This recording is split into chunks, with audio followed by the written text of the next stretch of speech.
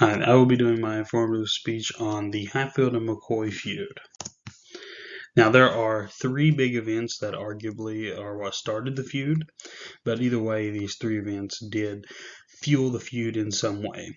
The first one being the murder of Randolph McCoy's brother in 1865 by the Logan Wildcats. This was a militia group that involved Lance Hatfield and a lot of his family members. The second one being Devil Anse Hatfield deserting the war. Now, Devil Anse and Randolph McCoy actually fought on the same side of the war and fought together. And Devil Anse Hatfield deserted the war, feeling that he couldn't take any more of it. And it was said that Randolph McCoy lost a lot of respect for him in that perspective. And the third one would be Randolph McCoy accusing Floyd Hatfield of stealing his hog in 1878. Now, the trial of the hog. This comes from History.com. In the late 1870s, Devil Anse was in a land dispute with Perry Cline, which was Randolph McCoy's cousin. This dispute gave Devil Anse his 5,000 acres of land that previously belonged to Perry Cline. Following the verdict, Randolph McCoy went to visit Floyd Hatfield, and there he found the pig with the McCoy marking on the hog's ear. And that comes from the HeraldDispatch.com. And a trial followed the theft of the pig, with the jury consisting of 6 Hatfields and 6 McCoys. But one McCoy agreed with the Hatfields, causing Floyd Hatfield to win the case and anger the rest of the McCoys, and this just fueled the feud further.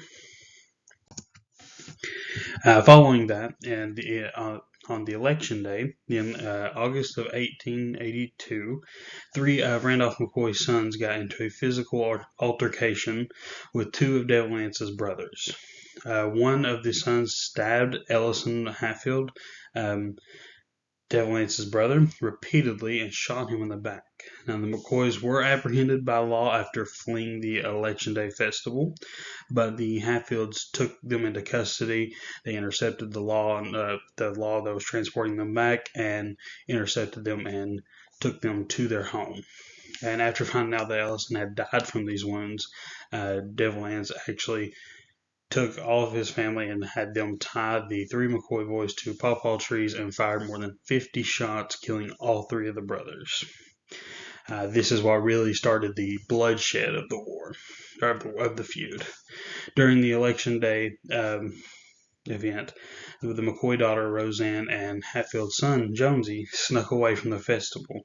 The two had fallen in love, and this drove the families into even more anger when Roseanne had stayed with the Hatfields for multiple days, fearing what her father would do. After the Hatfields had taken the law into their own hands, they were wanted. After the events of the Election Day Festival, the law actually issued warrants for 20 more of the Hatfield men that were involved in the murders. With the warrants issued, the Hatfields still managed to elude arrest. This angered the McCoys, but using his political connections, Perry Cline, the cousin of Randolph McCoy, was able to announce that there was awards issued for the arrest of any Hatfields, including Devil Anse himself. Hoping to end the feud once and for all, the Hatfields decided to attack the McCoy home on New Year's Day, killing one of the McCoy's sons and one of the McCoy's daughters.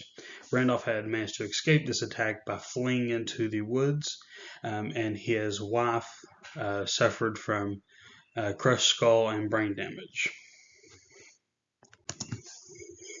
And there was a bounty hunter that was issued after this attack, after what would be known as the New Year's Massacre. Frank Phillips, a bounty hunter, tracked down Jim Vance and Cap Hatfield, killing Vance, but Cap Hatfield had managed to escape.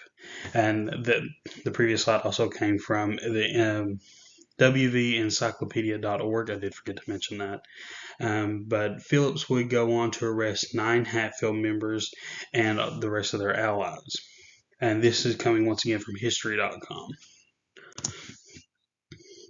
The trials of the Hatfields have begun in 1889.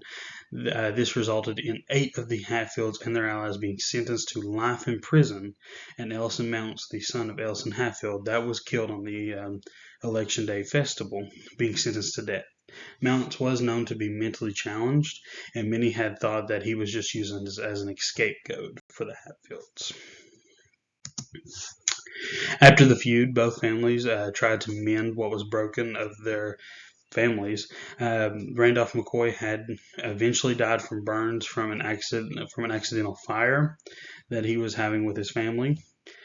Devil Anse Hatfield was baptized and lived throughout the rest of his days of a normal, quiet life. Both families did suffer tremendous loss. They lost homes in the New Year's massacre. They lost loved ones. Many of their loved ones were killed by one of the other families. Some even lost their sanities and peace of mind. The McCoy wife had suffered brain damage that she never recovered from, and to this day, you can't hear the name or say the name Hatfield without thinking of McCoy, or vice versa. These would be my sources for all the information that I have gotten. And this would be my sources for the pictures I have put on the slides. Thank you.